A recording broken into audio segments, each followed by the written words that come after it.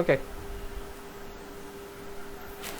ഇനി അപ്പോൾ ഇങ്ങനെയുള്ള കേസുകളും പിന്നെ ചില എലമെൻറ്റുകൾ നമ്മുടെ നിക്കൽ മാഗ്നീസ് ഒക്കെ സാധനങ്ങൾക്ക് ഇപ്പോൾ പറഞ്ഞതിൻ്റെ നേരെ ഓപ്പോസിറ്റ് എഫക്റ്റ് ഉണ്ടാവാറുണ്ട്. ദെൻ ഫെറൈറ്റിൻ്റെ സ്ട്രെങ്തനിങ് എന്ന് പറയുകയാണെങ്കിൽ എന്താണ് ഫെറൈറ്റിൻ്റെ സ്ട്രെങ്തനിങ് എന്ന് വെച്ച് കഴിഞ്ഞാൽ നമ്മൾ മിക്കവാറും സാധനങ്ങൾ ഫെറൈറ്റിൽ അലോയിങ് എലമെൻറ്റ് ഫെറൈറ്റിൽ ലിമിറ്റഡ് സോളിബിലിറ്റി കാണിക്കും നമ്മുടെ കാർബണെ പോലെ തന്നെ. അപ്പോൾ അതുകൊണ്ട് തന്നെ നമ്മൾ കാർബണെ പോലെ തന്നെ ഓരോ കോമ്പൗണ്ടുകൾ ഉണ്ടാക്കി അതിൻ്റെ അലോയിങ് എലമെൻറ്റ് സ്ട്രെങ്ത്തും ഹാർഡ്നെസ്സും ഇൻക്രീസ് ചെയ്യാനും ഡക്റ്റിലിറ്റി ഡിക്രീസ് ചെയ്യാനായിട്ട് ഹെൽപ്ഫുള്ളാണ്. ഇനി ഇത് നിങ്ങൾ ഇച്ചിരി കൂടി ഡെപ്തിൽ ടെക്സ്റ്റ് നോക്കിയപ്പോൾ തന്നെ പഠിക്കണം. ഇത് എക്സാമിന് ചോദിക്കാൻ ചാൻസ് ഉള്ള സാധനമാണ്. ദെൻ ചില എലമെൻറ്റുകൾ ഇപ്പോൾ ടങ്സ്റ്റൺ ഒക്കെ പോലുള്ള എലമെൻറ്റുകൾ നമ്മുടെ കാർബൈഡിൻ്റെ ഫോർമേഷൻ നമ്മുടെ അയൺ കാർബൺ ഡയഗ്രത്തിൽ Fe3C ആണല്ലോ ഹാർഡ്നെസ് കൂടുതലുള്ള സാധനം. അപ്പോൾ പെയർലൈറ്റിലൊക്കെ ആണെങ്കിൽ Fe3C ഉണ്ട്, ഫെറിക് കാർബൈഡ് ഉണ്ട്. ഈ കാർബൈഡിൻ്റെ ഫോർമേഷനൊക്കെ എയ്ഡ് ചെയ്യുന്ന കുറേ അലോയിങ് എലമെൻറ്റുകളുണ്ട്. ഈ കാർബൈഡിൻ്റെ പ്രത്യേകത എന്താണ്? ഇതിൻ്റെ ഹാർഡാണ്, ബ്രിറ്റിലാണ്, അതുപോലെ തന്നെ ഡക്റ്റൈലൊന്നുമല്ല. അപ്പോൾ അതുകൊണ്ട് തന്നെ വെയർ റെസിസ്റ്റൻസ് കൂട്ടാനൊക്കെ ആയിട്ട് ഈ പറഞ്ഞ ഫെറൈറ്റിൻ്റെ പ്രസൻസ് ഹെൽപ്ഫുള്ളാണ്. അപ്പോൾ മേജറായിട്ട് ക്രോമിയം വനേഡിയം പോലുള്ള എലമെൻറ്റുകൾക്ക് ഔട്ട്സ്റ്റാൻഡിങ് ഹാർഡ്നെസ് ഉണ്ട്. നേരത്തെ ഓൾറെഡി ക്രോമിയത്തിനും വനേഡിയത്തിനും ഭയങ്കര ഹാർഡ്നെസ് ഉള്ള സാധനങ്ങളാണ്, അതിന് വെയർ റെസിസ്റ്റൻസും ഉണ്ട്. അപ്പോൾ അതുപോലെ തന്നെ അൺഡിസോൾഡ് കാർബൈഡുകളുമായിട്ട് ഫോം ചെയ്യുമ്പോൾ ഈ ക്രോമിയത്തിൻ്റെ വനേഡിയത്തിൻ്റെ പ്രസൻസ് കൊണ്ട് ഈ പ്രോപ്പർട്ടീസും നമ്മുടെ ഉണ്ടാക്കുന്ന അലോയ് സ്റ്റീലിന് കൂടുക എന്നുള്ളതാണ് ഉദ്ദേശിക്കുന്നത്. പിന്നെ നിക്കൽ, അലൂമിനിയം, സിലിക്കൺ പോലുള്ള എലമെൻറ്റുകൾ നമ്മുടെ അയൺ കാർബൺ ഡയഗ്രത്തിൽ, അതായത് അയണുമായിട്ട് റിയാക്ട് ചെയ്ത് കാർബൈഡുകൾ ഉണ്ടാക്കില്ല. അപ്പോൾ എന്താ പറ്റുന്നത് വെച്ച് കഴിഞ്ഞാൽ അവിടെ നമ്മുടെ കാർബൈഡിൽ നിന്ന് ഗ്രാഫൈറ്റ് പ്രസിപ്പിറ്റേറ്റ് ചെയ്ത് വരുന്നതാണ് സംഭവം. അപ്പോൾ അതിൻ്റെ സ്ട്രെങ്ത്ത് ചെറുതായിട്ട് കുറയും. പിന്നെ ടൈറ്റാനിയം, നിയോബിയം അങ്ങനെയുള്ള എലമെൻറ്റുകൾ, നിയോബിയം പോലെയുള്ള എലമെൻറ്റുകൾ ആഡ് ചെയ്ത് കഴിഞ്ഞാൽ അവർക്ക് ടൈറ്റാനിയം കാർബൈഡ് ഭയങ്കര ഹാർഡാണ്, ബ്രിറ്റിലാണ്, സെറാമിക് പാർട്ടികളാണ്. അപ്പോൾ ഭയങ്കര സ്ട്രെങ്ത്ത് കാര്യങ്ങളൊക്കെ ഉണ്ടാവും, ബട്ട് ബ്രിറ്റിലായിരിക്കും, അതിൻ്റെ ഡക്റ്റിലിറ്റി ഒക്കെ കുറയും, അങ്ങനെയുള്ളതാണ്. അപ്പോൾ അത്രയാണ് ഫോർമേഷൻ ഓഫ് കാർബൈഡിൻ്റെ കാര്യത്തിൽ പറയാം. തന്നെ യുട്ടെക്റ്റോഡ് പോയിൻ്റ് ചില എലമെൻറ്റുകൾ ആഡ് ചെയ്ത് കഴിഞ്ഞാൽ നമ്മൾ എന്തൊക്കെ എലമെൻറ്റ് ആഡ് ചെയ്താലും നമ്മുടെ യുട്ടെക്റ്റോഡ് പോയിൻ്റ് 0.8% നമ്മൾ യുട്ടെക്റ്റോഡ് പോയിൻ്റ് വരാം. ഈ യുട്ടെക്റ്റോഡ് പോയിൻറ്റിൻ്റെ ഡിസ്പ്ലേസ്മെൻറ്റ് വരും. അപ്പോൾ അയൺ കാർബണും മാത്രമുള്ളപ്പോഴാണ് നമുക്ക് യുട്ടെക്റ്റോഡ് പോയിൻ്റ് 0.8% വരിക. അപ്പോൾ അതൊക്കെ മാറി ചിലപ്പോൾ ലോവർ കോമ്പോസിഷനിലേക്കൊക്കെ കൊണ്ടുപോകാനായിട്ട് പറ്റും. നിക്കൽ, മാഗ്നീസ് ഒക്കെ ആണെന്നുണ്ടെങ്കിൽ യുട്ടെക്റ്റോഡ് ടെമ്പറേച്ചറിനെ റിഡ്യൂസ് ചെയ്യും, 73 ഡിഗ്രി സെൽഷ്യസിന് താഴേക്ക് കൊണ്ടുവരാൻ പറ്റും. ഇനി ട്രാൻസ്ഫർമേഷൻ റേറ്റുകളുടെ ഇപ്പോൾ ഓസ്നൈറ്റിൽ നിന്ന് സിമെൻറ്റൈറ്റ്, ഫെറൈറ്റ്, പെർലൈറ്റ് ഒക്കെ ഉണ്ടാകുന്ന ട്രാൻസ്ഫർമേഷൻ റേറ്റുകൾ നമുക്ക് കുറയ്ക്കാൻ പറ്റും. നമ്മൾ വളരെ സ്ലോയിൽ ഡിഫ്യൂസ് ചെയ്താലാണ് പെർലൈറ്റ് കിട്ടുള്ളൂ എന്നൊക്കെ നമ്മൾ ഓൾറെഡി പറഞ്ഞിട്ടുണ്ടായിരുന്നു. ആ റേറ്റുകൾ നമുക്ക് അലോയിങ് എലമെൻറ്റുകൾ വെച്ചിട്ട് വ്യത്യാസപ്പെടുത്താൻ പറ്റും. അപ്പോൾ ഇതിൻ്റെ ഓരോ എക്സാമ്പിൾ നിങ്ങൾ നോക്കാം. ക്രിറ്റിക്കൽ കൂളിംഗ് റേറ്റ് നേരത്തെ പറഞ്ഞ പോലെ തന്നെ കൊറോഷൻ റെസിസ്റ്റൻസ് ഇത് തന്നെ ഗ്രെയിൻ ഗ്രോത്തിനെയും എഫക്റ്റ് ചെയ്യും. ഇത് ടെക്സ്റ്റ് നോക്കി പഠിക്കേണ്ട, കൂടുതൽ ഇൻഡെപ്തിൽ പഠിക്കണം കേട്ടോ. ഇനി അലോയിങ് എലമെൻറ്റുകളുണ്ട്, ഒരുപാട് അലോയിങ് എലമെൻറ്റുകളുണ്ട്. ഇത് നമുക്ക് നെക്സ്റ്റ് ക്ലാസ്സിൽ വിശദമായിട്ട് പഠിക്കാനുള്ള സാധനമാണ്.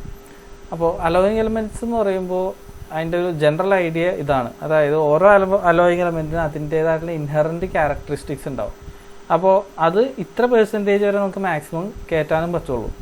അതിൻ്റെ ഒരു ജനറൽ ഒരു റഫ് ഐഡിയ ആണിത്. അപ്പോൾ ഇതിനും കൂടുതൽ പോയിൻറ്റ്സ് നമുക്ക് ചിലപ്പോൾ അടുത്ത എക്സാമിന് ചോദിച്ചാലും എഫക്റ്റ് ഓഫ് മാംഗനീസും നിക്കൽ ആൻഡ് ക്രോമിയം ഇൻ വയൽ അലോയിങ് എന്ന് വെച്ച് കഴിഞ്ഞാൽ നമ്മൾ ഈ 3 പോയിന്റ് എഴുതി വെച്ച് കഴിഞ്ഞാൽ ഒന്നും കിട്ടൂല, മാർക്ക് കിട്ടൂല.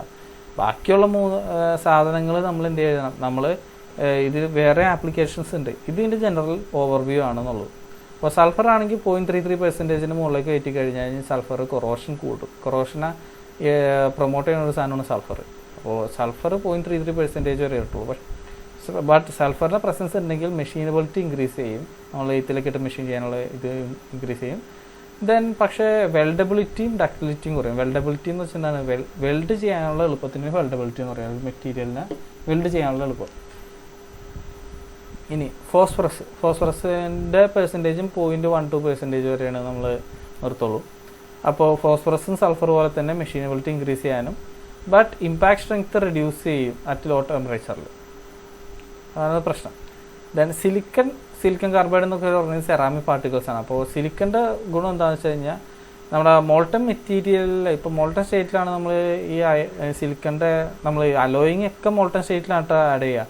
ഇപ്പോൾ നമ്മൾ കൊണ്ടുപോയി കമത്തല്ല, ഈ അലോയിങ് എലമെൻറ്റ് മോൾട്ടൺ സ്റ്റേറ്റിൽ ലിക്വിഡ് ആയിരിക്കുമ്പോൾ ലിക്വിഡ് മെറ്റലാക്കും. നമ്മൾ ലിക്വിഡ് മെറ്റലാക്കിയിട്ട് അതിലേക്ക് ചേർക്കുകയാണ് ചെയ്യുക. എന്നിട്ട് നമ്മൾ നല്ലോണം അജിറ്റേറ്റ് ഒക്കെ ചെയ്യും. അജിറ്റേറ്റ് ചെയ്യണമെന്ന് നിർബന്ധമില്ല, എന്നാലും അത്ര ഹൈ ടെമ്പറേച്ചറിലല്ലേ.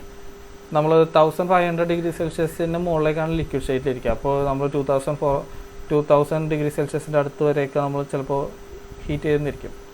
1800 ഒക്കെയാണ് യൂഷ്വൽ ടെമ്പറേച്ചർ റേഞ്ച്.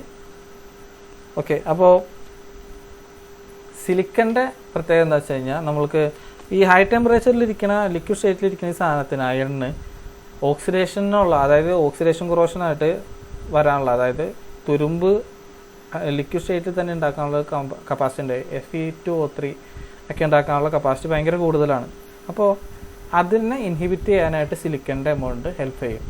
ദെൻ സ്ട്രെങ്ത്തിൻ്റെ ടഫ്നെസ് ഇൻക്രീസ് ചെയ്യിക്കും, ഹാർഡ്നെസ് ഇൻക്രീസ് ചെയ്യിക്കാൻ, ഹാർഡനബിലിറ്റി ഇൻക്രീസ് ചെയ്യിക്കാനുള്ള കപ്പാസിറ്റി ഉണ്ട്. ഹാർഡനബിലിറ്റി എന്താണ്?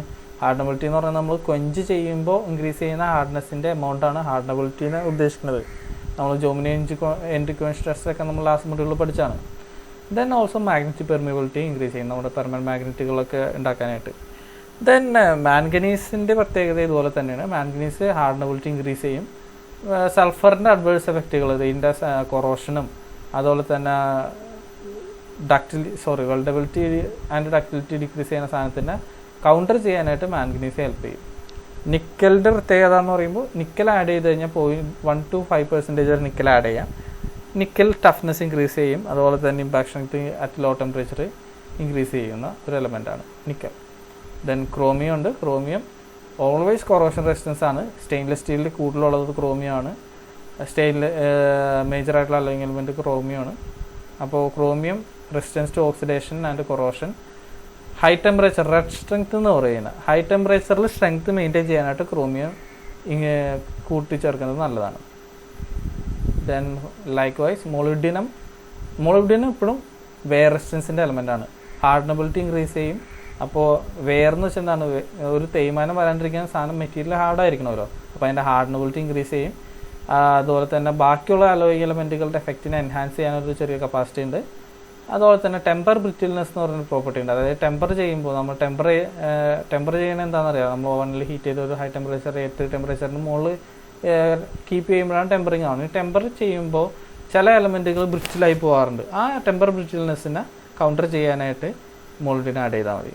And also hardness and wear resistance, അതാണ് മോസ്റ്റ് ഇമ്പോർട്ടൻറ്റ് മോൾഡിൻ്റെ. ടങ്സ്റ്റൺ ഇതുപോലെ തന്നെയാണ്. ടങ്സ്റ്റൺ ടൈറ്റേനിയൊക്കെ ഹാർഡ്നെസ്സിൻ്റെ ആൾക്കാരാണ്. അപ്പോൾ ഹാർഡനബിലിറ്റി കൂട്ടും, അലോയിങ് എലമെൻറ്റുകളുടെ സാധനം കൂട്ടും, ടെമ്പർ ബ്രിറ്റിൽനെസ് കുറയ്ക്കും. ഇതൊക്കെയാണ് ടങ്സ്റ്റൻ്റെ.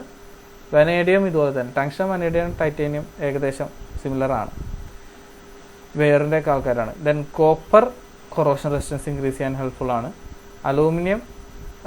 അലൂമിനിയത്തിൻ്റെ ഓക്സൈഡുകൾ റൂം സ്റ്റേബിലിറ്റിക്ക് ഭയങ്കര പേരായിട്ടാണ്. അപ്പോൾ അതുകൊണ്ട് തന്നെ ഓക്സിജനിൻ്റെ എമൗണ്ട് മോൾട്ടൺ മെറ്റലിൽ നിന്ന് റിമൂവ് ചെയ്യാനായിട്ട് അലൂമിനിയം ഹെൽപ്ഫുൾ ആണ്.